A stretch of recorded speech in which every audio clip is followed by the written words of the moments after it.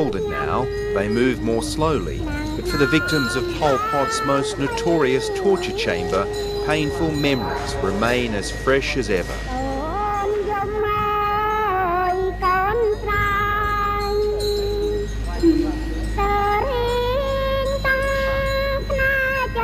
Bu Meng witnessed the murder of his wife and 2 children.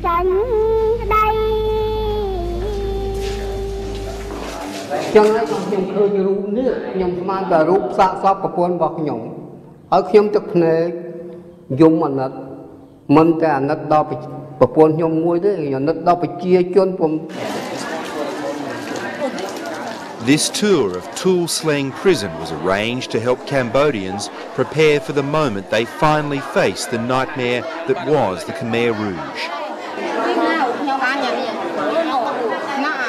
After so many false dawns, this impoverished nation is about to bring to justice a handful of surviving top commanders who ordered Asia's Holocaust. We are finally here to assist. A process will start soon. Truth, hopefully, will be established through the process. There are certain measure of justice will be done. It will not be a perfect justice. The hopes of millions of Cambodians rest with the 2 people charged with making sure the Khmer Rouge trials run smoothly. Michelle Lee represents the United Nations and Sian Visot, the government of Cambodia. I think this trial will be open to the public, not only inside Cambodia but to the public and to the media worldwide. So I think it's not so easy to distort the fact. From the ashes of Year Zero has risen the war crimes building that will be the venue for Asia's Nuremberg. For survivors whose graphic testimony may see them becoming witnesses for the prosecution, a first look inside.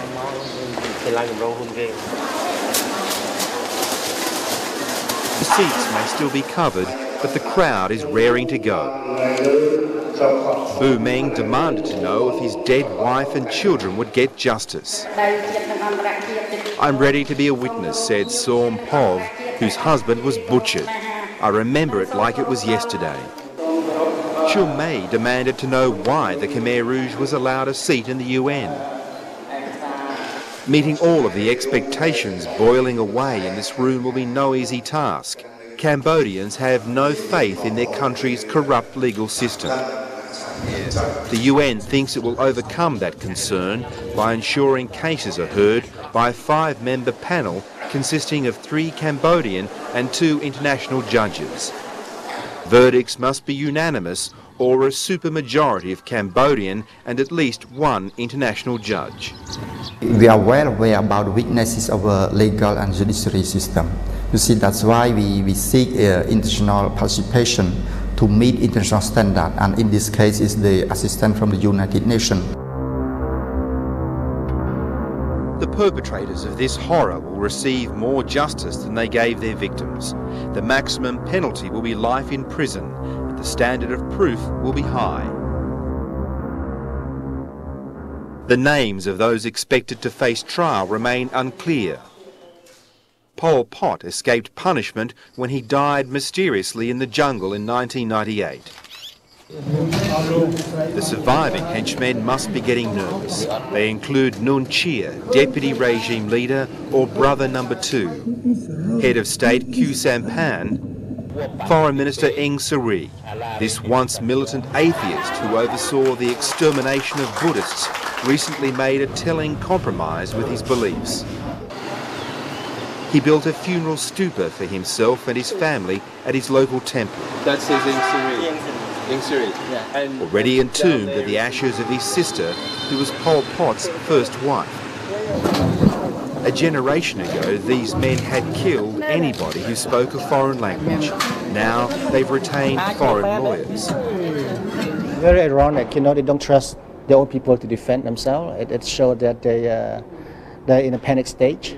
And finally, they don't trust anybody. Yuk Chang has been gathering evidence against the Khmer Rouge leadership for years at the Documentation Centre of Cambodia. This huge paper trail, plus eyewitness testimony from survivors, will form the prosecution case.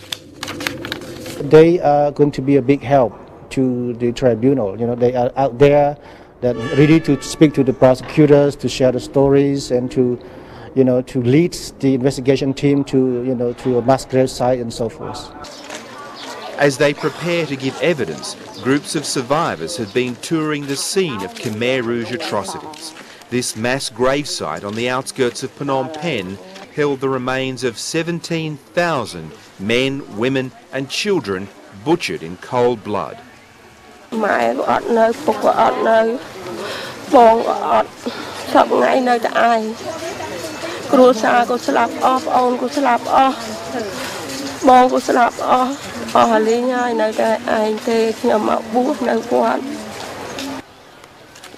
It was not just a tour for victims. Perpetrators of violence also came along. Kim Hoi was a prison guard forced to make a horrific show of loyalty to the regime.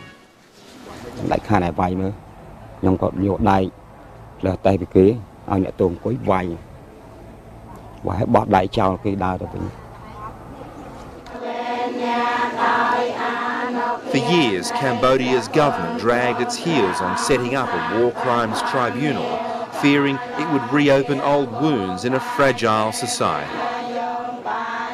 But the victims of Pol Pot refused to remain silent, and now it seems their demand for justice will finally be heard.